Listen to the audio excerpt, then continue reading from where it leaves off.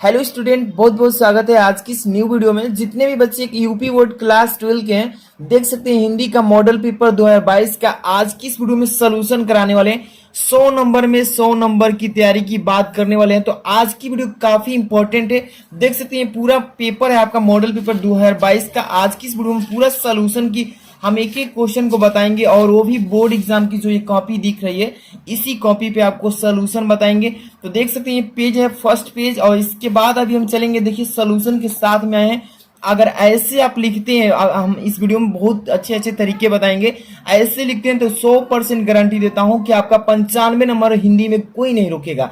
देखिए ऐसे ही इंग्लिश का भी वीडियो बनाऊंगा। अगर आप लोग कमेंट करके कहते हैं, और लाइक कर दीजिए, वीडियो को ज्यादा से ज्यादा शेयर करना है, और इस पर 1000 लाइक पहुंचवा दीजिए बस 2 दिन में। तो देखिए मैं हर एक सब्जेक्ट का बहुत ही बेस्ट तरीके से वीडियो बनाने का मतलब तय कर लिया हूं कि बच्चों को काफी इंपॉर्टेंट वीडियोस देंगे, और जिससे कि काफी हेल्प मिलेगा। देख सकते हैं प्रश्नोत्तर संख्या कैसे कैसे लिखे हैं, और किस टाइप से आपको सोल्यूशन आज की इस वीडियो में मिलने वाला है। तो आप समझ सकते हैं। जो भी बच्चे अभी लाइक नहीं किए कर दीजिएगा। और एक रिक्वेस्ट है आपसे, मेरा सेकंड चैनल है, दूसरा चैनल डिस्क्रिप्शन में लिंक है, उस पर शॉर्ट वीडियोज आती है, यानी कि स्टडी से रिलेटेड छोटी छोटी वीडियोज, उसको सब्सक्राइब कर लीजिएगा, ठीक है। और यहाँ पर देख सकते हैं, यहाँ पर काफी इंपॉर्टेंट सारे क्वेश्चन का सोल्यूशन आपको आज की इस वीडियो में मिल जाएगा, और वो भी बहुत ही बेस्ट तरीके से। तो वीडियो को पूरा देखना होगा आज की इस वीडियो में, है ना। तो देख सकते हैं कितने क्वेश्चन आपको आज की इस वीडियो में मिलने वाला है, तो पूरा देख लीजिएगा, काफी इंपॉर्टेंट है। तो चलिए स्टार्ट करते हैं बिना देरी के। और टेलीग्राम से जुड़ जाइएगा, वीडियो का डिस्क्रिप्शन में लिंक है, इसका पीडीएफ भी दे देंगे साथ में, ठीक है। तो टेलीग्राम का लिंक है, और दूसरा चैनल सब्सक्राइब कर लीजिएगा। देख सकते हैं यहाँ पे आप तो सब कुछ निर्देश पढ़ ही लिए होंगे। समय 3 घंटा 15 मिनट जो मिलता है वही, और आपका हिंदी का पेपर 100 मार्क्स का है, ठीक है। अब यहाँ पर निर्देश 15 मिनट तो पढ़ने के लिए बच्चों को दिया जाता है, और इस प्रश्न पत्र में 2 खंड मिलेंगे, खंड क और खंड ख, जिसमें दोनों खंड आपको करना जरूरी है, ठीक है। तो चलिए बिना देरी के सबसे पहले यहाँ से स्टार्ट करते हैं खंड क का पहला क्वेश्चन। और देख सकते हैं पहला का नंबर का क नंबर क्या लिखा है कि अगहन महात्म्य के लेखक कौन है। तो देखिए यहाँ पर अगहन महात्म्य के लेखक कौन है, काफी इंपॉर्टेंट क्वेश्चन है। ऐसा पेपर अगर ये तैयार कर लेते हैं तो गारंटी है कि आपको 95 नंबर ऐसे सेम क्वेश्चन आते हैं, ठीक है। तो देखिए इसमें से कौन सा ऑप्शन सही है, बैकुंठ शुक्ल, सदा सुखलाल या सदल मिश्र, इंशाअल्लाह खातिर। इसका करेक्ट आंसर अगर याद है तो कमेंट बॉक्स में बता सकते हैं। इसका राइट आंसर होगा फर्स्ट नंबर। तो ध्यान दीजिएगा, फर्स्ट नंबर हो गया ना। इसको कैसे लिखना है बच्चों, बहुत बच्चे नहीं जानते हैं, तो तरीका समझिए। पेपर ये मान लीजिए कि आपकी कॉपी हो गई, कॉपी में मार्जिन लाइन आपको खींच लेना, मार्जिन लाइन यही स्केल से, और ज्यादा नहीं खींचना है। थोड़ा ज्यादा खींचेंगे तो एग्जामिनर जो होगा ना कॉपी चेक करने वाला सोचेगा कि बच्चा इधर से खास दिया है, ज्यादा कॉपी मतलब बचाने के चक्कर में है। तो आपको अच्छे से मार्जिन लाइन खींचना, और खंड क स्टार्ट करना है यहाँ पे। और प्रश्नोत्तर संख्या पहले के 5 विकल्प वाले क्वेश्चन है, ध्यान से देखिएगा, 5 है ना। तो देखिए पांचों को एक ही प्रश्नोत्तर संख्या डाल के क ख ग घ अंग ऐसे कर लेना है। तो पहला का क कर रहे थे, पहला ऑप्शन सही है बैकुंठ शुक्ल। तो इस तरीके से आपको लिखना है, ठीक है। यहाँ पर चलिए अगला प्रेम घन लिखा है, यहाँ पर मतलब मिसप्रिंट हो गया है, हमसे ही हुआ। तो प्रेम घन किस युग के लेखक है, भारतेंदु युग के, द्विवेदी युग के, क्षयवादी युग के, प्रतिगतिवादी युग के। तो वो है भारतेंदु युग के, पहला ऑप्शन सही है। तो देखिए ख नंबर का पहला भारतेंदु युग ऐसे लिखना है, ओके। यहाँ पर देखिए श्याम सुंदर दास ने लिखा है कौन सा साहित्य आलोचना, हिंदी आलोचना, सुर साहित्य, व्यंजनात्मक निबंध, कौन सा ऑप्शन सही है। तो साहित्य आलोचना। यहाँ पे देखिए ग का फर्स्ट नंबर, ग का फर्स्ट साहित्य आलोचना ऐसे लिख लेना है, मतलब कि जितने ऑब्जेक्टिव क्वेश्चन है। और ये मॉडल पेपर तैयार कर लीजिए आज ही, ठीक है। किसकी कविताओं में दुखवाद की प्रधानता है, मक्खन लाल चतुर्वेदी की, पांडे बेचन शर्मा उग्र की, निराला की, महादेवी वर्मा की। देखिए इसका राइट आंसर हो जाएगा कौन सा, तो महादेवी वर्मा जी का, यानी चौथा का घर नंबर देखिए यहाँ पर दिया है महादेवी वर्मा। इसके बाद चलते हैं नेक्स्ट पेज में, इधर सभी क्वेश्चन को देखेंगे आज की इस वीडियो में। अंग्रेज जी ने तार सप्तक का प्रकाशन संपादन किया था, द्विवेदी युग में, शुक्ल युग में, शुक्लोत्तर युग में, प्रयोगवादी युग में। 4 नंबर ऑप्शन सही हो जाएगा, ठीक है। तो पहला का 5वां देख लीजिए अंग नंबर, चौथा ऑप्शन सही था प्रयोगवादी युग में। ऐसे आप लिख लेंगे, आपका एक भी नंबर नहीं कटेगा, ठीक है। अब ऐसे ही बात करते हैं सेकंड नंबर क्वेश्चन। तो दूसरा का क, निम्न में से शब्द शक्ति नहीं है, कौन सा? अभिधा, लक्षणा, व्यंजना, प्रसाद। तो प्रसाद जो है ना ये शब्द शक्ति नहीं है, इसलिए चौथा ऑप्शन सही हो जाएगा। तो दूसरा का क का चौथा ऑप्शन प्रसाद, ऐसे ही लिखना। ओके, यहाँ पर देखिए ख नंबर, बनो संस्कृति के मूल्य रहस्य किसकी पंक्ति है? भारतेंदु युग की, जयशंकर प्रसाद जी की, सुमित्रा नंदन पंत, और यहाँ पे महादेव वर्मा। तो इसका राइट आंसर हो जाएगा जयशंकर प्रसाद जी का। ओके, यहाँ पे सेकंड नंबर ऑप्शन ख का सेकंड नंबर जयशंकर प्रसाद। इसके बाद देखिए परमाल रसों के रचयिता कौन है? नरपत सिंह नल्ला, दलपत विजय, चंद्रवरदाई जगनिक। तो इसका राइट आंसर कौन सा हो जाएगा? जिन बच्चों को याद है कमेंट बॉक्स में बता सकते हैं। तो जगनिक हो जाएगा। कौन सा? 4 number option is the right answer, ग नंबर। ठीक है, तो यहाँ पे ग नंबर का जगनिक हो गया, ऐसे लिख लेना है। ओके, इसके बाद घ नंबर, छयावाद काल के ऐसे संबंधित मतीराम, केशवदास, नागार्जुना, सुमित्रा नंदन पंत। कौन सा राइट आंसर होगा? सुमित्रा नंदन पंत जो है ये छयावाद काल से संबंधित है। ठीक है, इसलिए ऑप्शन नंबर कौन सा? घ का 4 सही है, घ का 4 ऐसे। ठीक है, अंग नंबर, मंझन किस काव्यधारा के कवि हैं? कृष्ण काव्यधारा के, सूफी काव्यधारा, वीर काव्यधारा, राम काव्यधारा।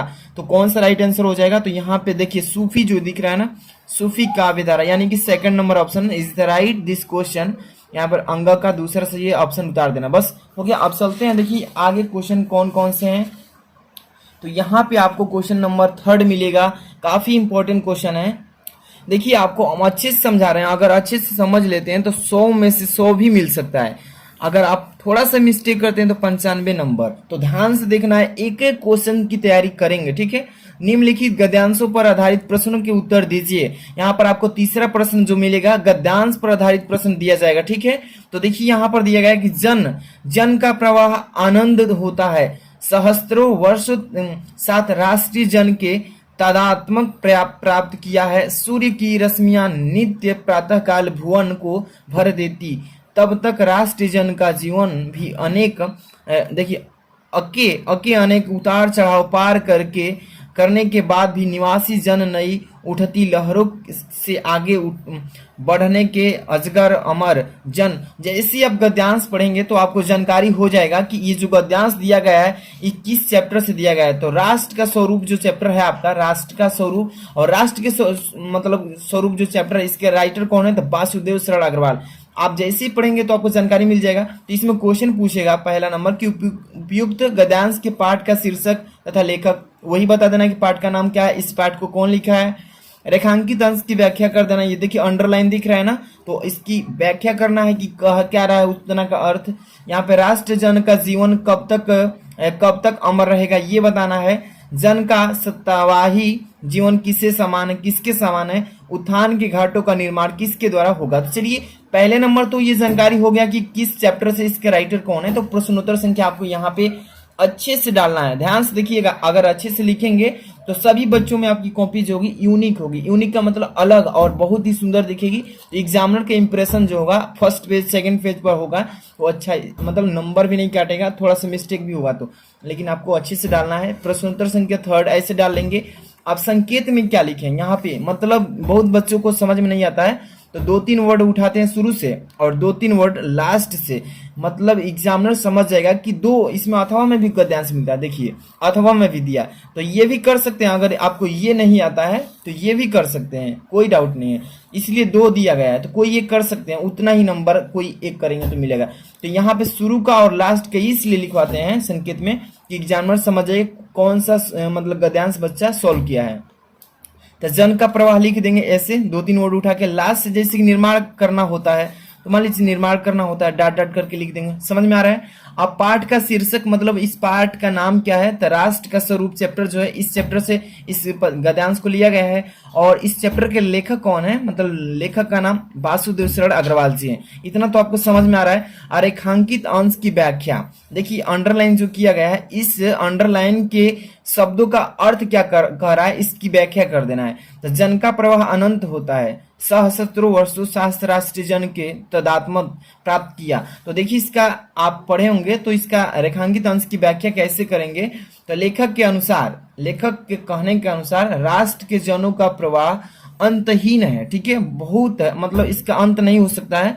मनुष्य पीढ़ी दर पीढ़ी, मतलब पीढ़ी एक बीतने के बाद पीढ़ी फिर अगली आती है, तो पीढ़ी दर पीढ़ी अपने राष्ट्र के साथ जुड़ा हो रहता है। क्या रहता है? ये राष्ट्र के साथ जुड़ा रहता है। इसी कारण हजारों वर्षों, देखिए हजारों वर्षों से मनुष्य ने अपनी भूमि के साथ तादात्म्य स्थापित किया है। ठीक है, अब ये तथा विभिन्न दृष्टियों से एक, देखिए एक रूपता का मतलब एक ही रूप बनता जा रहा है, यानी कि एक रूपता बनाई हुई है। जब तक राष्ट्र रहेगा उसके प्रति रहेगी। ठीक है, तो जन का जीवन भी रहेगा। ठीक है, ये मतलब अंडरलाइन का भाव आपको व्याख्या के रूप में प्रदर्शित कर देना है। ऐसे लिखते हैं तो आपको एक भी नंबर नहीं कटने वाला। ठीक है, अब यहाँ पे बात करते हैं क्वेश्चन थर्ड। क्या पूछा है इसमें कि राष्ट्र जन का जीवन कब तक अमर रहेगा। तो इसी गद्यांश का भाव आप जब पढ़ेंगे ना तो समझ में आ जाएगा कि कब तक रहेगा। तो थर्ड नंबर का, जब तक सूर्य की रसियां, मतलब कि रसिया का मतलब यहाँ प्रदर्शित कर रहा है कि किरणें। ठीक है, जब तक सूर्य की किरणें या रसिया नित्य प्रातः काल भुवन को अमृत से भरती रहेगी, तब तक राष्ट्र जन का जीवन भी क्या कर रहेगा? अमर रहेगा। तो इस टाइप से आपको सही सटीक और छोटा सा में आंसर दे सकते हैं। फुल नंबर आपको एग्जामिनर देने देगा। अब यहाँ पे देखिए राष्ट्र जन का जीवन कब तक रहेगा। ओके, जन का सतवाही जीवन किससे समान, किसके समान है? तो ये है नदी के प्रवाह के समान। जब तक नदी रहेगी तब तक तो धाराएं बहती रहेगी, तो उसी से तुलना कर दिया गया है कि नदी की प्रवाह के समान होता है। अब यहाँ पर लास्ट में क्वेश्चन क्या है कि उत्थान के घाटों का निर्माण किसके द्वारा होगा। तो यहाँ पर बताएंगे कर्म और श्रम, मतलब कर्म करोगे और मेहनत के द्वारा उत्थान के घाटों का क्या होता है? निर्माण होता है। तो इस टाइप से सभी क्वेश्चन को अच्छे से रिवाइज करना है, और इसका मैं पीडीएफ भी दूंगा कि आपको कैसे मिलेगा, तो लास्ट तक बने रहना होगा इसके लिए। अब यहाँ पर देखिए क्वेश्चन नंबर 4 की बात करेंगे। अब देखिए अथवा में जो तीसरा बता रहे थे ना, इसका अथवा में अगर आता है आप तो अथवा में भी कर सकते हैं। कोई मतलब जरूरी नहीं कि वही करना है, कोई भी एक को करना है। ठीक है, इसके बाद हम क्वेश्चन नंबर क्या चलते हैं 4 नंबर पे। तो ध्यान से देखते रहिएगा लास्ट तक। वीडियो लाइक नहीं किए तो कर दीजिएगा, और नया वाला चैनल सब्सक्राइब कर लीजिएगा।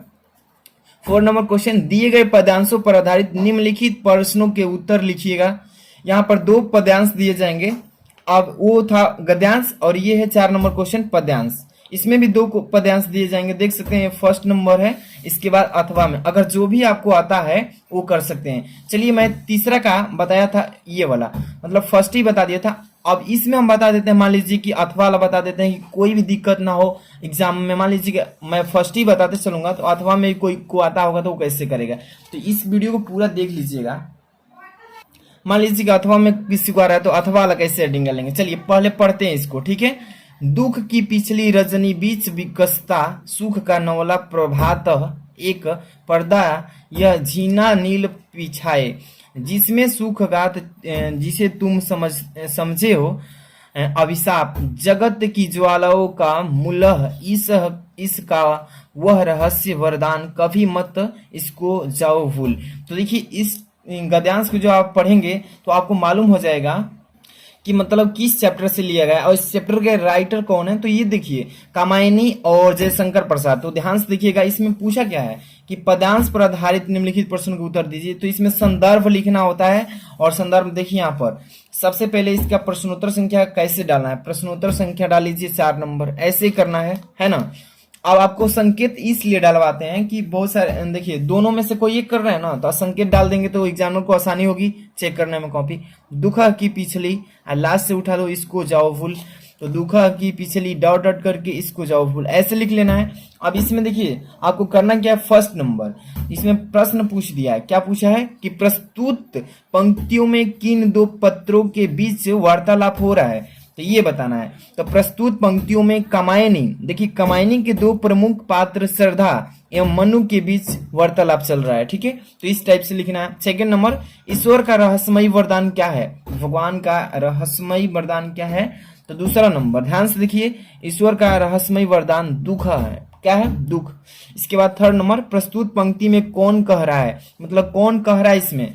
तो यहाँ पर थर्ड नंबर की बात करें, प्रस्तुत पंक्तियों में श्रद्धा कह रही है, श्रद्धा मन की श्रद्धा कह रही है। 4 नंबर ध्यान से देखिए, पद्यांश का संदर्भ लिखिए। तो ध्यान से देखिए क्वेश्चन कहीं से भी कहीं से उठाकर डाल देता है, तो आपको बस क्वेश्चन का आंसर आना चाहिए, उससे मतलब नहीं है। ठीक है, पद्यांश का संदर्भ, तो संदर्भ इसका लिखेंगे कैसे। सबसे पहले तो आपको वो जो पद्यांश दिया वो पहचान में आना चाहिए कि इस पार्ट से दिया है और इस पार्ट के लेखक कौन है। ठीक है, तो सबसे पहले आपको पढ़ना है, जितने भी गद्यांश है आपके बुक में, क्वेश्चन बैंक जो भी वगैरह है पढ़ने की सामग्री, उससे पढ़कर तैयार कर लेना है। संदर्भ क्या लिखेंगे, हेडिंग कि प्रस्तुत पद्यांश कामायनी, देख लीजिए कामायनी, और इसको मतलब किसी ब्लैक पेन से लिखना है ताकि इस पर जो है ध्यान जाए। ठीक है, तो प्रस्तुत मतलब पद्यांश कामायनी के श्रद्धा सर्ग से उद्गृत हमारी पाठ है पुस्तक काव्यांजलि में श्रद्धा मनु। श्रद्धा मनु को ब्लैक से लिखिएगा, है ना, नाम शीर्षक से संकलित है। इसके रचयिता कौन है, तो जयशंकर प्रसाद जी के द्वारा ये रची गई है। तो ये इतना क्वेश्चन आपको लिख देंगे संदर्भ में। ठीक है, इसके बाद 5 नंबर, सुख का नवीन प्रभात कब आता है। सुख का नवीन का मतलब नया, प्रभात मतलब होता है सुबह।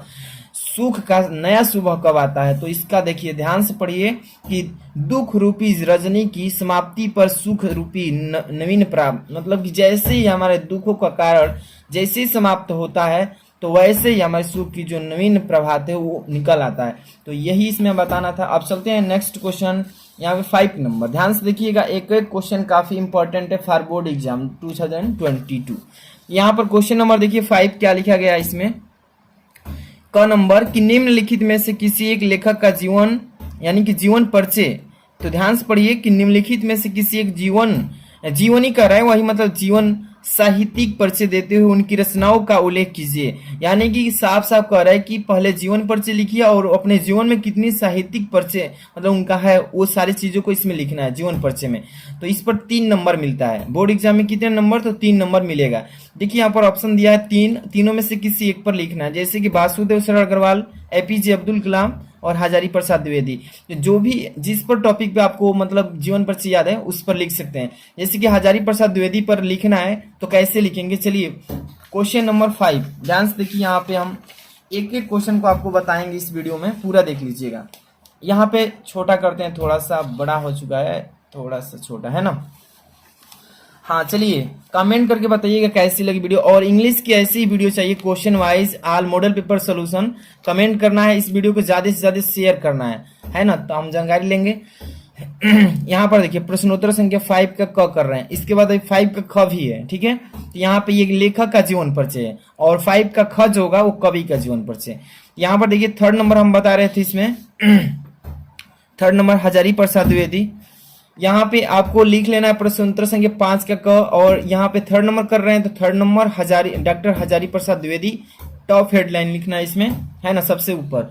और यहाँ पे जीवन परिचय हेडिंग लगाना है, और इसमें क्या लिखना है, मेन जो पॉइंट है उनके जीवन से रिलेटेड उन चीजों को लिख देना है। ठीक है, जैसे कि आचार्य हजारी प्रसाद द्विवेदी का जन्म सन 1907 ईस्वी को बलिया जिले के दुबे छपरा यानी दुबे छपरा ग्राम में हुआ था। ठीक है, पिता का नाम उनका क्या था, अनमोल द्विवेदी, माता का नाम ज्योतिषमती था। ठीक है, द्विवेदी जी, अब यहाँ पर देखिए द्विवेदी जी सरयू पाणी ब्राह्मण थे। ठीक है, एक बार फिर से हम पढ़ रहे हैं, शुरू से देख लीजिए।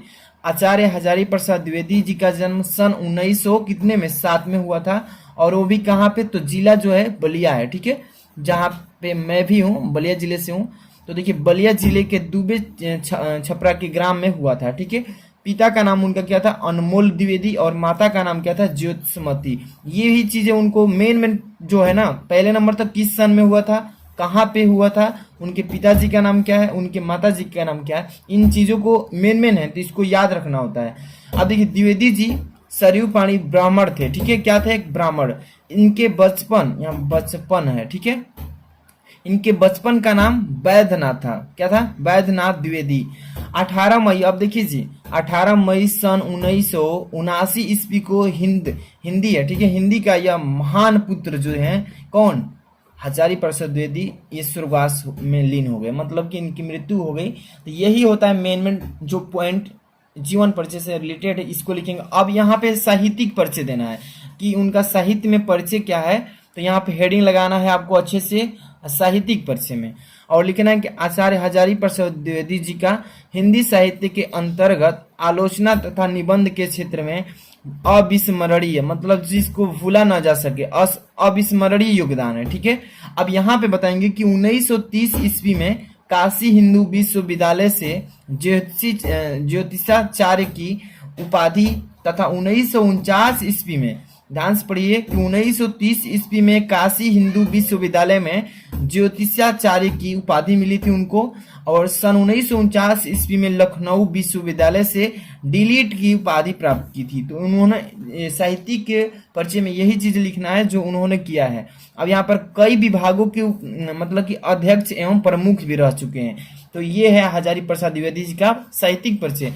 अभी हम बात करते हैं उनके बारे में थोड़ा और भी बताना है, जो कि कृतियां है, उन्होंने कितने कृति लिखे हैं उनकी कृतियां भी लिखेंगे। अगर नहीं लिखते हैं तो नंबर काट दिया जाएगा, तो इसलिए एक एक चीज को आज ही समझ लीजिएगा ताकि बोर्ड एग्जाम में कोई भी प्रॉब्लम ना हो। यहाँ पर देखिए कृतियां में क्या लिखा जाता है, जैसे कि आलोचनात्मक जितने भी उन्होंने आलोचना किया है, कृति किया है, तो वो चीजों को लिखते हैं। जैसे कि यहाँ पर देख लीजिए फर्स्ट नंबर सुर साहित्य, उनकी आलोचना कृति है। ठीक है, हिंदी साहित्य की भूमिका उन्हीं का है। तो ध्यान से देखते चलिए, एक एक चीज को रिपीट कर लीजिएगा। प्राचीन भारत के कलात्मक विनोद, ठीक है, तो ये चीजें उनका कृति में आता है। और ये कबीर, ठीक है। 5 नंबर नाथ संप्रदाय, इसके बाद 6 नंबर है कालिदास की ललित योजना, ठीक है, यही उनकी आलोचनात्मक कृतियां हैं। और यहाँ पे 7 नंबर हिंदी साहित्य का अद्भुत एवं विकास, तो उनकी 7 कृतियां को यहाँ पे वर्णन किए हैं। आपको इनको अच्छे से रिपीट करके अच्छे से तैयार करना है। अब यहाँ पे उनकी निबंध संग्रह क्या है, निबंध का संग्रह उनका क्या है, तो यहाँ पे बताएंगे कल्पता, ठीक है, अशोक के फूल और कूटज, विचार और विनक है, ठीक है, विचार प्रवाह, ये है उनका मतलब निबंध संग्रह। अब इसके बाद उपन्यास उनका क्या है, उपन्यास क्या क्या लिखे हैं, तो ये चीजें उनको बताना है। मतलब जरूर नहीं है कि इतना लिखेंगे, एक दो इसमें से कम भी कर सकते थे, ठीक है, लेकिन आप अच्छे से लिखिएगा। उपन्यास बाण भट्ट की आत्मकथा, अनामा दास का पोथा हो जाएगा, और पुनर्वा हो जाएगा, चारूचंद लेख हो जाएगा, ठीक है। तो इतना चीजें, ये कौन है, मतलब कि लेखक का ये क्या था, मतलब जीवन परिचय। अब हम क्वेश्चन नंबर 5 का ख पर चलते हैं। ध्यान से देखिएगा, निम्नलिखित में से किसी एक कवि का साहित्यिक परिचय देते हुए उनकी रचनाओं का उल्लेख कीजिए। जैसे 5 नंबर का क ये सेम वैसे इसको भी करना है, लेकिन वो कवि थे ये, लेकिन वो लेखक थे, ये कवि है। भारतेंदु हरिश्चंद्र, जगन्नाथ दास रत्नाकर, सच्चिदानंदन, हीरानंदन वात्स्यायन। तो आज की इस वीडियो में देखिए भारतेंदु हरिश्चंद्र जो है, यहाँ पे देखिए भारतेंदु हरिश्चंद्र, इसको बता देते हैं, ठीक है। चलिए क्वेश्चन नंबर 5 का ख, ध्यान से देखते चलिए, एक एक क्वेश्चन को बताने वाले हैं, लास्ट में जैसा पोजीशन होगा वैसा करेंगे, ठीक है। तो यहाँ पर ध्यान से देखिए 5 का ख क्वेश्चन नंबर, प्रश्नोत्तर संख्या 5 का ख ऐसे डालना है। 1 नंबर कर रहे हैं भारतेंदु हरिश्चंद्र, ऐसे हेडिंग लगा लेना है टॉप में।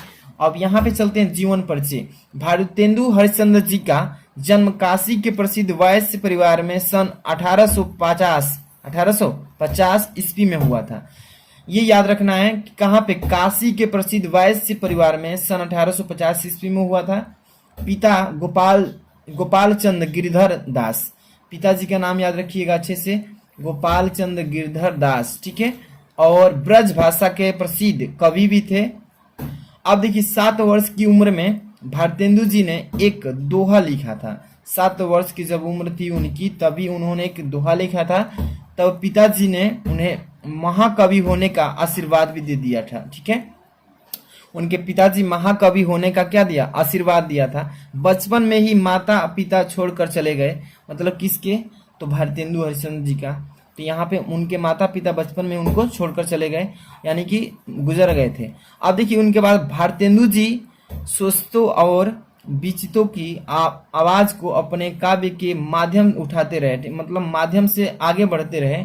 अब देखिए अल्प आयु में, मतलब कि कम उम्र में ही, मात्र 35 वर्ष की अवस्था में ही सन 1885 ईस्वी, ध्यान से देखिए कम उम्र में ही जब थे, 1885 जब चल रहा था सन, तब में ही भारतेंदु जी इस संसार, मतलब कि असार संसार से विदा हो गए, यानी कि उनकी मृत्यु हो चुकी। ऐसी काव्यांजलि रचनाकारों को ही हिंदी साहित्य संसार कभी नहीं भूलेगा, मतलब भारतेंदु हरिश्चंद्र के बारे में। अब ये था उनका जीवन परिचय, मतलब छोटी चीजें, छोटे मोटे जो चीजें उनके जीवन से रिलेटेड, कब जन्म हुआ, कहाँ हुआ, उनका पिताजी का नाम, माताजी का नाम तो नहीं है, और उनकी मृत्यु किस सन में हुई, ठीक है, ये चीजें उनमें जीवन परिचय में लिखते हैं। और साहित्यिक परिचय उनका क्या है, तो साहित्य में उसका स्थान का, मतलब कि ये परिचय उनका देना है। तो देखिए ध्यान से हेडिंग लगा लेंगे ऐसे, भारतेंदु जी के बृहत योगदान के कारण ही सन 1857 ईस्वी से 1900 ईस्वी तक के मध्य समय को भारतेंदु युग के नाम से जाना गया। ध्यान समझते चलिए, भारतेंदु युग कब से कब जाना जाता है, तो 1857 ईस्वी से लेकर और 1900 तक, मतलब कि 43 वर्षों तक के मध्य समय को क्या बोला जाता था, भारतेंदु युग के नाम से जाना जाता था। अब ध्यान से देखिए, 18 वर्ष की अवस्था में भारतेंदु जी ने कवि वचन सुधा नाम का पत्रिका निकाली थी। ठीक है, क्या निकाली, 18 वर्ष की जब अवस्था थी उनकी, तो भारतेंदु जी ने देखिए कवि वचन सुधा नाम का एक पत्रिका निकाली। अब 20 वर्ष की अवस्था में ऑनरेरी, देखिए ऑनरेरी मजिस्ट्रेट बनाए गए थे। जब 20 वर्ष की उम्र थी तो वो ऑनरेरी में क्या बने थे, एक मजिस्ट्रेट बन गए थे और तदीय समाज की स्थापना भी की थी। तो ये था उनकी साहित्यिक परिचय। अब यहाँ पे अतः लिख सकते हैं कि अतः भारतेंदु जी एक सफल नाटककार, प्रतिष्ठित संपादक और महान कवि के रूप में भी क्या है, उपस्थित हुए हैं। अब यहाँ पर कुछ प्रमुख जो उनकी कृतियां हैं वो लिख डालना है यहाँ पे, ताकि नंबर ना कटे। जो कह रहा है क्वेश्चन उसके अकॉर्डिंग आपको सोल्यूशन देना है। प्रमुख कृतियां इस प्रकार हैं, जैसे कि वैदिकी हिंसा न भवति, सेकंड नंबर सत्य हरिश्चंद्र, थर्ड नंबर क्या है, भारत दुर्दशा, 4 नंबर नील देवी, और 5 नंबर प्रेम जोगिनी, और 6 नंबर विद्या सुंदर। ये सभी क्या है, उनकी कृतियां हैं। यहाँ पर 7 नंबर भारत जननी, ये भी कृति है उनकी। 8वां नंबर मुद्राक्ष, यहाँ पे 8वां नंबर उनकी कृति है। 9वीं नंबर क्या है, कालचक्र, ये भी किसकी है, तो आपको मालूम होना चाहिए। जितने भी आप क्वेश्चन कर रहे हैं आपको अच्छे से तैयार कर लेना है। 10 नंबर ये लास्ट कृति है, प्रेम माधुरी एवं प्रेम मलिक, ये हो गया उनकी। ठीक है, तो ये था हमारा किसका, तो भारतेंदु हरिश्चंद्र के जीवन परिचय। अब हम चलेंगे नेक्स्ट क्वेश्चन की तरफ। 6 नंबर, ध्यान से देखिए क्वेश्चन नंबर 6 क्या लिखा गया है, इसमें पढ़ रहे हैं अभी। कहानी तत्वों के आधार पर पंचलैट एवं कर्मनाशा की हार कहानी की समीक्षा कीजिए, अथवा बहादुर अथवा कर्मनाशा की हार कहानी के प्रमुख पात्र का चरित्र चित्रण कीजिए। तो पेपर में ऐसा ही क्वेश्चन पूछता है, और ये क्वेश्चन जितने भी है ना फिक्स क्वेश्चन है। और इस टाइम मतलब 2021-22 के बच्चों के लिए 30% जो सिलेबस रिड्यूस किया गया है, उसमें कुछ ऐसे हैं जो हटा दिया गया है। तो ये पेपर बना है 30% हटाने के बाद, जितने भी बना है सब पेपर में आने वाले बने हैं। तो चलिए 6 नंबर क्वेश्चन का कैसे लिखेंगे, तो यहाँ पर चलिए आइए ध्यान से देखते रहिए, एक एक क्वेश्चन को समझ लीजिएगा। प्रश्नोत्तर संख्या 6 यानी कि 6 नंबर ऐसे डाल लेना, अच्छे से अंडरलाइन कर देना है। अब इसके बाद किस पर लिख रहे हैं, तो बहादुर के प्रमुख पात्र बहादुर की चरित्र चित्रण कर देना है, यानी कि बहादुर के बारे में उनके प्रमुख पात्र क्या हैं और बहादुर की चरित्र चित्रण के बारे में यहाँ पे व्याख्या करना है। तो आपको टॉप में हेडलाइन लिख देना है इस तरीके से, जिसके बारे में लिख रहे हैं ऐसे। ठीक है, अब यहाँ पर देखिए अमरकांत जी द्वारा लिखी कहानी, किसने लिखा है, बहादुर की कहानी अमरकांत जी ने लिखे हैं। अमरकांत जी के द्वारा लिखी कहानी बहादुर का प्रमुख पात्र बहादुर है। ठीक है, जिसकी चारिगिक विशेषताएं, सॉरी यहाँ पे चारिगिक विशेषताएं यानी कि यहाँ पे देखिए 4 विशेषताएं हैं, चार्गिक नहीं है, यहाँ पे मिस्टेक हुआ है। 4 मतलब चार्गिक का मतलब 4 विशेषताएं हैं इस प्रकार से। पहला नंबर देख सकते हैं, छल कपट रहित, मतलब उनके पास छल कपट नहीं था। ठीक है, तो यहाँ पे क्या लिखेंगे, बहादुर दल कपट छल है। ठीक है ना, बहादुर छल कपट से रहित भोला बालक है, जिसकी उम्र लगभग 12 से 13 वर्ष की है। बहादुर एक नेपाली लड़का है। ठीक है, तो ये आप समझ में आ रहा है। इसके बाद सेकंड नंबर उनकी क्या है चरित्र में, तो 4 नंबर परिश्रमी हंसमुख एवं मृदुभाषी, मतलब कि साफ उनके पास जो वो था, परिश्रमी थे, हंसमुख थे और मृदुभाषी थे, मतलब कोई भी ऐसा भाषा नहीं बोलते थे जिसको कठोर मतलब किसी को ठोस पहुंचे, मतलब मृदुभाषी थे। ठीक है, मतलब शुद्ध सही और मतलब कि प्रेम से कोमलता से बोलते थे। अब यहाँ पे देखिए, बहादुर हर समय हंसते रहते थे, जिससे भी बोलते थे तो बड़ी नम्रता एवं मृदु के साथ बोल। वह अत्यधिक परिश्रमी भी थे, पूरे घर के सदस्यों का काम अथक करता है, मतलब आप समझ सकते हैं। थर्ड नंबर उनकी क्या है, तो सहनशीलता, जिस व्यक्ति के पास सहनशीलता हो जाता है वो किसी भी कार्य को आसानी से कर लेता है। तो उनके पास सहनशीलता, ईमानदारी एवं सच्चे हृदय वाले थे। ठीक है, तो इसको हेडिंग ऐसे ही लगाकर लिखना है कि बहादुर, सत्य हृदयी, वह ईमानदार होने के साथ साथ सच्चे मन वाला बालक थे। अब यहाँ पे चलते हैं, इनके बारे में और भी लिखना है यहाँ पे। ठीक है, तो इतना से काम थोड़े ना बनेगा, और लिखेंगे।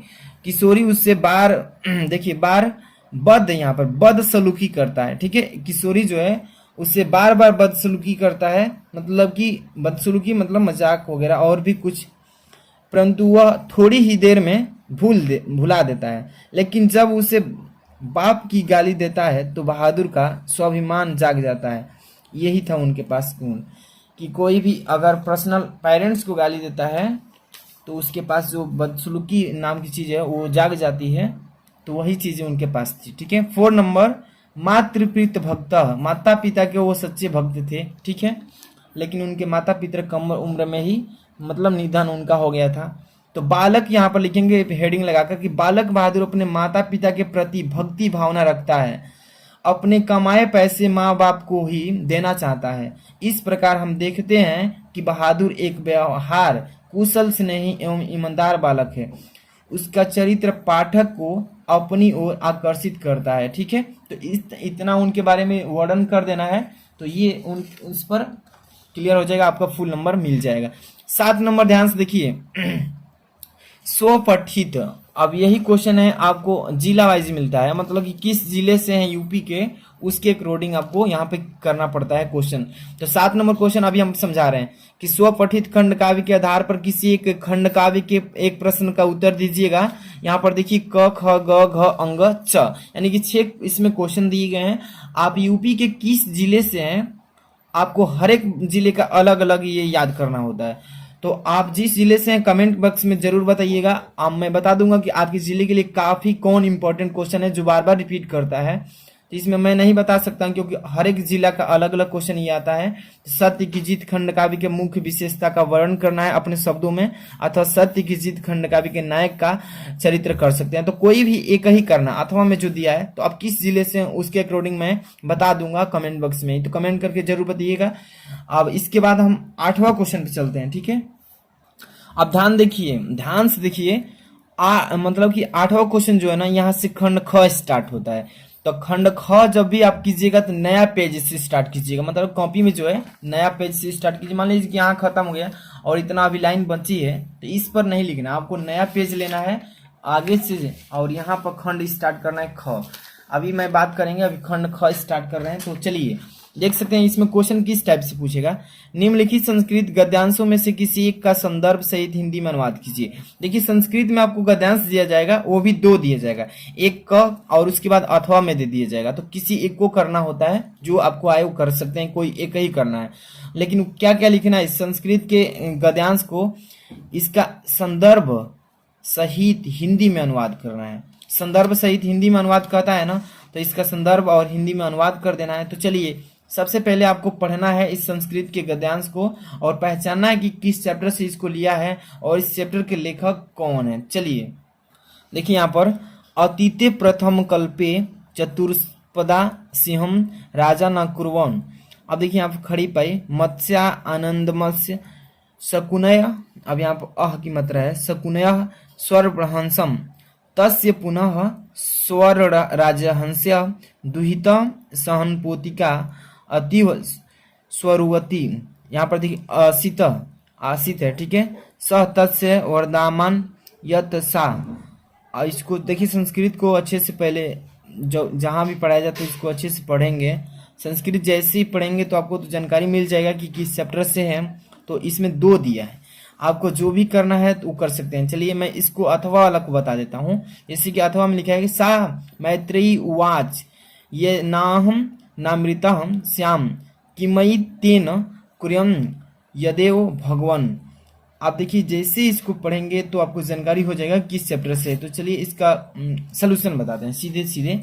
अब यहाँ पे क्वेश्चन नंबर प्रश्नोत्तर संख्या 8 का कर रहे हैं, तो यहाँ पे ऐसे डाल लेना है, अच्छे से अंडरलाइन वगैरह कर लेना है। अब सीधे सीधे आप गद्यांश कर रहे हैं तो किस गद्यांश को कर रहे हैं इसको संकेत दे देना है, शुरू में 2-3 वर्ड और लास्ट का डॉट करके संकेत दे देना है इसे।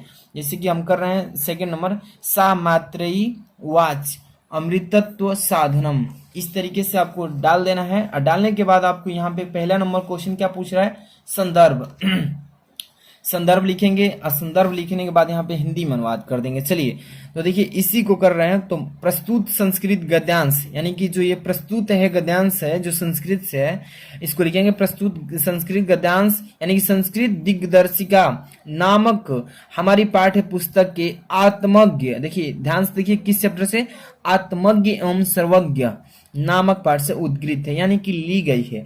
अब इसका हिंदी में अनुवाद कैसे करेंगे, मतलब कि संस्कृत में लिखा है, इसका भाव हिंदी में अनुवाद कर देना है बस। कह क्या रहा है, तो वह मात्रेयी बोली जिसमें मैं अमर न हो सकूंगी उसका मैं क्या करूंगी। भगवान आप जो देखिए अमरता का साधना जानते हैं वही केवल बताइए। अब देखिए यज्ञावलस्य, देखिए इसका अर्थ आप तभी समझ पाएंगे जब इसके साथ एक एक लाइन पढ़ेंगे, एक लाइन अर्थ पढ़ेंगे, ठीक है। तो ये गद्यांश जो आप देख रहे हैं ना किस चैप्टर से है, तो आपको मैंने अभी बताया आत्मज्ञ एवं सर्वज्ञ, इसी चैप्टर से इस गद्यांश का भाव बता रहे हैं यहाँ पे, ठीक है। अब ये तुम मेरी प्रिया हो, ठीक है, प्रिय बोल रही हो। अब देखिए आयो बागे मैं तुमसे अमृतत्व के साधन की व्याख्या करूंगा, ठीक है। तो इतना ही बस लिख देना है, जितना में पैसेज रहेगा यानी कि गद्यांश रहेगा उतना का ही भाव लिखना है, ज्यादा आपको करना कुछ नहीं है। तो इतना आसानी से लिख लेंगे। अब इसके बाद क्या करते हैं, 8 का ख पे चलते हैं। ध्यान से देखिए 8 का ख यही क्वेश्चन है। कह क्या रहा है कि निम्नलिखित अवतरणों का संदर्भ सहित हिंदी में अनुवाद कीजिए। चलिए भाई हिंदी में अनुवाद करते हैं, इसको पढ़ेंगे। निंदन्तु नीति निपुणा यदि वा स्वतंत्र लक्ष्मः समा विश्व गच्छ वा यथेष्टम अधायवसा मरणमस्तु युगान्ते वा। ये देखिए संस्कृत का ये पद मतलब कि पद्यांश है। अब इसका भाव क्या लिखना है, संदर्भ हिंदी में अनुवाद इसको भी करना है। तो यहाँ पर देखिए कौन सा कर रहे हैं, तो यही पहला नंबर कर देते हैं। तो यहाँ पे इसका शुरू से 2-3 वर्ड उठाइए, लास्ट का डाटा उठा लीजिए। चलिए प्रश्नोत्तर संख्या 8 का ख नंबर है ना, इसमें संकेत दे देंगे जैसे मैंने बताया शुरू में 2-3 वर्ड, जैसे कि निंदन्तु नीति निपुणा डाट डाट करके पदम न धीरा, ऐसे डाल देना है। संदर्भ लिखिएगा प्रस्तुत संस्कृत श्लोक हमारी पाठ्य पुस्तक संस्कृत दिग्दर्शिका के सुभाषिता रत्नानी सुभाषित रत्नानी नामक पाठ से अवतरित है, यानी कि ली गई है। इतना लिख देंगे। अब हिंदी में इसका अनुवाद करना है, तो चलिए हिंदी में अनुवाद भी कर देते हैं इसका। ध्यान से देखते रहिएगा। यहाँ पे हिंदी में अनुवाद की नीति में निपुण लोग चाहे निंदा करे या प्रशंसा करे, लक्ष्मी आए अथवा इच्छा अनुसार चली जाए, आज ही भरण हो अथवा युगों पश्चात हो, परंतु धैर्यवान, ठीक है, मतलब कि धैर्य होना चाहिए। धैर्यवान लोग नया मार्ग से अपने कदम नहीं हटाते हैं, आगे बढ़ते ही रहते हैं। तो इसी तरीके से आपको लिखना है, जो आपको पद्यांश में कह रहा है उसका भाव हिंदी में कर देना है, ठीक है। आप चलते हैं नेक्स्ट क्वेश्चन की तरफ आगे। यहाँ पे क्वेश्चन नंबर 9 से स्टार्ट होता है, देखिए ध्यान से। तो चलिए क्वेश्चन नंबर 9 पढ़ते हैं। यहाँ पे क्या लिखा है कि एततम जगंती, यहाँ पर देखिए क्वेश्चन डायरेक्ट लिख दिए हैं, थोड़ा सा मिसप्रिंट हो चुका है, तो आपको हम समझाने की कोशिश कर रहे हैं। देखिए निम्न संस्कृत प्रश्नों में से कि नहीं 2 का उत्तर दीजिएगा। तो यहाँ पर क्वेश्चन नंबर पहला है और इसके बाद दूसरा है, तीसरा है, 4 क्वेश्चन दिए हैं। और ये जो क्वेश्चन दिख रहा है ना, ये वाला, ये ऊपर वाला का है, थोड़ा सा हमसे टाइपिंग में मिसप्रिंट हो चुका है, ठीक है। तो ये ऊपर वाला है। यहाँ से निम्न संस्कृत में 4 क्वेश्चन दिए गए हैं और इस चारों में से किसी 2 का आंसर देना है, वो भी संस्कृत में। जैसे कि रूपवती हंस पोतिका कस्य दुहिता आसीत, इसका आंसर संस्कृत में दीजिए। चलिए क्वेश्चन नंबर 9 ध्यान से देखिएगा। प्रश्नोत्तर संख्या 9 ऐसे डालना है, 2 करना है, तो दोनों बहुत ही सिंपल है। आपको पहला यहाँ पर दूसरा नंबर कर रहे हैं, जैसे दूसरा नंबर की संस्कृत साहित्यस्य आदि कवयः कः आसीत्, संस्कृत साहित्यस्य आदि कवयः वाल्मीकिः आसीत्, है ना। तीसरा का भाषा देव भाषा इति ज्ञाता, तो संस्कृत भाषा देव भाषा इति ज्ञाता। देख सकते हैं संस्कृत में थोड़ा बच्चे उतना नहीं जानकार होते हैं, तो याद करना होता है। संस्कृत का ज्यादा रटंती जानते हैं ना, रटते हैं, तो तो आपको रटना ही पड़ता है, पढ़ लीजिएगा बढ़िया से, है ना। हम यही समझाएंगे। अब इसके बाद चलते हैं क्वेश्चन नंबर 10 की तरफ। चलिए क्वेश्चन नंबर 10 पे आ गए हैं। 10 का क, विभत्य रस अथवा करुण रस की परिभाषा लिखिए। लो क्वेश्चन नंबर तो आ गया। देखिए क्वेश्चन नंबर थोड़ा बदल दिए हैं, लेकिन आपको प्रश्न से मतलब है। अभी के टाइम में प्रश्न क्या कह रहा है उसका आंसर देखिए, प्रश्न से मतलब है। क्वेश्चन नंबर इधर उधर थोड़ा हो चुका है, कोई डाउट नहीं है। विभत्य रस अथवा करुण रस, कोई एक रस की इसमें परिभाषा के साथ एग्जाम्पल भी देना है। यहाँ पे 2 नंबर, इस पर भी 2 नंबर, इस पे भी 2 नंबर, यानी कि 6 नंबर क्लियर होगा। चलिए विभत्य रस अथवा करुण, तो चलिए हम करुण का ही बताते हैं। बहुत ही फेमस क्वेश्चन है, ये बार बार पूछता है। तो प्रश्नोत्तर संख्या 10 का क कर रहे हैं, है ना। तो करुण रस ऐसे डाल लेना है, आपको भी पेपर में अच्छे से लिखना है। करुण रस हेडिंग लाइए और परिभाषा लिखना है, तो परिभाषा भी अच्छे से लिख लीजिएगा। अब देखिए करुण रस का परिभाषा, इष्ट विनाश, देखिए बंधु विनाश के कारण जब शोक नामक, शोक का मतलब जानते हैं ना, शोक नामक अस्थाई भाव यानी कि विभाव, अनुभाव यानी व्यभिचारी भाव द्वारा पुष्टि होता है, तब करुण रस की क्या होती है, निष्पत्ति होती है। यहाँ पे उत्पन्न होता है करुण रस। तो परिभाषा आपको ऐसे लिखना है कि इष्ट विनाश, बंधु विनाश के कारण जब शोक नामक अस्थाई भाव, विभाव, अनुभव, विचारी भाव द्वारा पुष्टि होता है, तब करुण रस क्या होता है, निष्पत्ति होता है, यानी कि उत्पत्ति होता है। समझ में आ रहा है ना। इसका अब एग्जाम्पल भी देना है, अगर एग्जाम्पल नहीं देते 1 नंबर कट जाएगा। तो एग्जाम्पल भी साथ में आपको देते चलना है। जैसे कि शोक बिल, देखिए अभी हम इसको नीचे करते हैं। शोक विकल रोबही सब रानी, रूपशील गुण ज्ञान बखानी, करिहम बिलाप अनेक प्रकार, गिरिहम, देखिए गिरिहम भूमितल बारिहम बार। देखिए इसका ये जो उदाहरण, इसका अगर पढ़ेंगे ना तो बहुत हंसी आएगा। इसका अर्थ अगर पढ़ेंगे तो आपको समझ में आएगा, तो बहुत हंसी आएगा, क्योंकि एक स्त्री के बारे में लिखा गया है। ठीक है, अब हम चलते हैं स्पष्टीकरण। इसका कैसे करेंगे, लिखना है स्पष्टीकरण भी, नहीं लिखेंगे तो नंबर काट देगा कौन, एग्जामिनर। स्पष्टीकरण में चले। अस्थाई भाव इसमें क्या है, तो शोक से मतलब है अशोक, शोक समझ में ना, शोक दुख विलास। विभाव आलंबन, विभाव आलंबन में दशरथ का 100 हो जाएगा, दशरथ का 100। आश्रय इससे क्या है, तो रानियां एवं दर्शक सभा, आश्रय उन्हीं पर था। अनुभव का मतलब इसमें क्या होगा, तो यहाँ पर आश्रु प्रवाह, प्रवाह आंसू, आंसू मतलब जानते हैं ना, आंसू होता है। प्रवाह मतलब होता है बहना। स्वेद, स्वेद का मतलब होता है सफेद। सरपटकला छाती, पीटना, भूमि पर गिरना, ये सभी क्या है, अनुभव है। अब संचारी भाव इसमें क्या हो जाएगा, जैसे कि जड़ता, दैन्य, मति, रोमांचकता, मूर्छा, ये सभी क्या है, तो इसका संचारी भाव है। तो स्पष्टीकरण में यह स्पष्ट कर देना है कि कौन सा शब्द क्या चीजें हैं, वही लिखना होता है। नहीं लिखेंगे तो नंबर कट जाता है। तो फुल लिखिए, फुल नंबर पाइए। यहाँ पर रूपक अथवा संदेह अलंकार की परिभाषा उदाहरण के साथ इसमें भी बताइए। तो रूपक का, चलिए प्रश्नोत्तर संख्या 10 का क ख ऐसे कर रहे हैं तो ऐसे भी कर सकते हैं, नहीं तो एक जगह प्रश्नोत्तर संख्या 10 डालिए, क ख ग ऐसे भी कर सकते हैं, कोई दिक्कत नहीं। नहीं तो इस तरह भी कर सकते हैं। प्रश्नोत्तर संख्या 10 का ख, रूपक अलंकार कर रहे हैं तो यहाँ पे रूपक अलंकार हेडिंग टॉप में लिख देना है।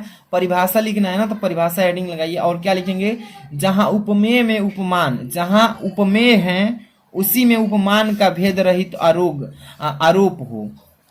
जब भी आपको मैं समझा रहा हूं कि जब भी जहां भी उपमेय में उपमान का भेद रहित, भेद रहित मतलब उसमें भेद न हो, आरोप हो, वहां एक रूपक अलंकार उत्पन्न होता है। ठीक है, इसी तरीके से बताना है कि जहां उपमेय में उपमान का भेद रहित आरोप हो, वहां रूपक अलंकार होता है, जिसे क्या कहते हैं, रूपक अलंकार। अब इसका भी एग्जाम्पल देना है, तो यहाँ पे ध्यान से देखिए, एक एक क्वेश्चन को अच्छे से लिख लीजिएगा। उदाहरण हेडिंग लाइए और लिखेंगे क्या इसमें, तो चरण कमर बंदो हरिराई, आप ये तो पढ़े होंगे, चरण कमल बंदो हरिराई। उपयुक्त पंक्ति में चरण जो है उपमेय है, में कमल जो है उपमान है का भेद रहित आरोप लगाया जा रहा है इस पर। तो इतना ही आपको लिखना है एग्जाम्पल में, न कि ज्यादा लिखना है। इतना लिख देंगे फुल नंबर मिल जाएगा। अब हम बात करते हैं ग नंबर। रोला अथवा कुंडलिया छंद का लक्षण उदाहरण से लिखिए। देखिए रोला अगर याद है तो वो भी लिख सकते हैं, जो कि ये क्या है, छंद है। कुंडलिया लिख सकते हैं, जो भी आपको याद है वो लिख सकते हैं। लेकिन हाँ, आपको एग्जाम्पल देना है, तभी जाकर आपको 2 नंबर क्लियर होगा। तो चलिए इस पर हम बताते हैं आपको, किस पर, तो रोला पर। देखिए प्रश्नोत्तर संख्या डाल लेना है ऐसे 10 नंबर का ग और रोला। आप देखिए थोड़ा याद नहीं है, नहीं तो यहीं पे लिखे होते, उधर नहीं लिखना चाहिए, नीचे लिखे होते, लेकिन जगह नहीं बचा इसलिए लिख दिए हैं। ठीक है, आप तो समझ सकते हैं। इसमें लक्षण देखिए, यह एक सममात्रिक छंद है जिसमें 24 मात्राएं और 11 और 13 पर मतलब यानी होती है, जिसमें 4 चरण होते हैं। जैसे एग्जाम्पल आपको बता दें कि जाति जाति हुई जिन्हों भारत बाजी। तो देखिए जाति जाति जाति लिखा है ना, तो ये 2 वर्ड को मतलब प्रदर्शित कर रहा है, एस टाइप है। तो इसमें 2 ऐसे एग्जाम्पल में यहाँ पे हुई फर्स्ट एस, एक मात्रा इसमें है एस, ऐसे इस टाइप के 5 के टाइप के बनाते हैं, 2 मात्रा प्रदर्शित कर रहा है। जिन्होंने भारत बाजी, निजबल से बल भेंट विधर्मी मुगल कराजी। और इसमें कितने मात्राएं हैं, 4 हैं। यहाँ पर देखिए 2 इस टाइप से भी आपको मतलब आप समझ सकते हैं। ये सभी क्या है, ये रोला छंद का एग्जाम्पल है। इसी तरीके से आपको लिखना होता है। अभी हम बात करते हैं क्वेश्चन नंबर आगे की। तो क्वेश्चन नंबर 11 आप देख सकते हैं, यहाँ पे क्या लिखा गया है कि निम्नलिखित में से किसी एक विषय पर निबंध लिखिए। ये लास्ट वाला क्वेश्चन है, आपके पेपर में लास्ट में आएगा 14 नंबर पर, लेकिन मिस प्रिंट की वजह से ये आ गया है 11वें नंबर पे। लेकिन पेपर में 14 नंबर पे ये पूछेगा क्या, निबंध, जो कि आपको 9 नंबर का आता है केवल निबंध। तो मान लीजिए निबंध 9 नंबर पे 9 नंबर का आता है, 14 नंबर क्वेश्चन पे होने से, लेकिन 11 नंबर पे। तो आपको पढ़ने से मतलब है, क्वेश्चन पढ़िए केवल। देखिए पर्यावरण प्रदूषण कारण निवारण बताइए। पर्यावरण प्रदूषण पर मैं वीडियो बहुत बढ़िया बना दिए हैं कि कैसे, अगर आपको याद नहीं है, नहीं याद होता है, फिर भी आप कैसे लिख लेंगे कि आपका अच्छे से लिखाई भी हो जाए और नंबर भी ना कटे। इसका वीडियो ऑलरेडी बना चुके हैं, बना दिए हैं। वीडियो के डिस्क्रिप्शन में जाइएगा, कैसे डालना है प्रस्तावना, क्या क्या मेन इंपॉर्टेंट हेडिंग होता है, वो सारी चीजें उस वीडियो में आपको एक एक चीजें बताएं। अभी तक उस पर 8 लाख बच्चे देख चुके हैं। कितने, 8,08,100 के देख चुके हैं बच्चे। आप भी जाइए डिस्क्रिप्शन चेक कीजिए, लिखा होगा पर्यावरण प्रदूषण पर निबंध कैसे लिखें, बता चुके हैं ना। अब चलते हैं 12 नंबर। यहाँ पे ये क्वेश्चन होना चाहिए 10 नंबर पे। तो चलिए आपको यहाँ पे पढ़ना है 12 का पवित्र का संधि विच्छेद क्या होता है। तो ये सभी एक एक नंबर के क्वेश्चन है। इन सारे क्वेश्चन का वीडियो सोल्यूशन में अगर कहते हैं तो नेक्स्ट वीडियो में ला देंगे। ये वीडियो लंबी हो गई, अपलोडिंग करने में थोड़ा दिक्कत होगा। ये सभी संधि विच्छेद है, इसमें समास विग्रह, समास का नाम बताइए, ये सभी पर्यायवाची शब्द वाली मतलब कि क्वेश्चन रुक चुके हैं। देखिए गतवान शब्द में प्रत्यय बताइए। अब यहाँ पर निम्नलिखित पदों में से किसी एक प्रयुक्त विभक्ति वचन बताइए। तो ये नेक्स्ट वीडियो में अगर ज्यादा से ज्यादा बच्चे इसको 1000 अभी लाइक करवा देते हैं, 1000 1 के लाइक, समझ लीजिए 1 के लाइक होता है, तो नेक्स्ट वीडियो हम इंग्लिश का भी लाएंगे, बोर्ड एग्जाम की कॉपी पे सोल्यूशन बताएंगे एक एक क्वेश्चन को। इस वीडियो को लाइक कर देना। अगर नए चैनल पे हैं तो सब्सक्राइब कर लीजिए तुरंत। बोर्ड एग्जाम 2022 में काफी हेल्प मिलेगा यहाँ पे। और बता दें कि मेरा नेक्स्ट न्यू जो चैनल है उसको सब्सक्राइब कर लीजिएगा। डिस्क्रिप्शन में लिंक होगा, मेरा नया चैनल के नाम दिया होगा है, और उस पर लिंक पर जाकर सब्सक्राइब कर लीजिएगा। और इस वीडियो को शेयर करना। मिलते हैं नेक्स्ट वीडियो के साथ। Thanks for watching.